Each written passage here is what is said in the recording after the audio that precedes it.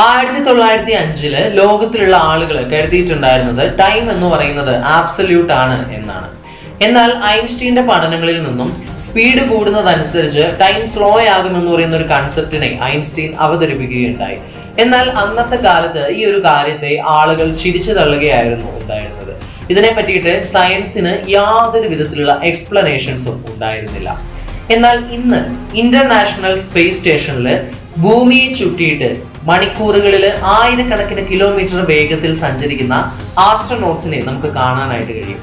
അവരുടെ കാര്യം പരിശോധിക്കുന്ന സമയത്ത് ഭൂമിയിൽ ജീവിക്കുന്ന നമ്മളെക്കാൾ വളരെയധികം ചെറിയ അളവിൽ അവർ യങ്ങറായിട്ട് കാണപ്പെടുന്നതായിട്ട് പഠനങ്ങളിൽ നിന്ന് തെളിയിച്ചിട്ടുണ്ട്. ഇതിനുള്ള കാരണം എന്ന് പറയുന്നത് വളരെ ചെറിയ അളവിലാണ് എങ്കിലും അവർ ഫ്യൂച്ചറിലേക്ക് ടൈം ട്രാവൽ എന്ന് പറയുന്ന ഒരു കൺസെപ്റ്റ് അല്ലെങ്കിൽ ടൈം ട്രാവൽ ചെയ്തിട്ടുണ്ട് എന്ന് തന്നെയാണ്.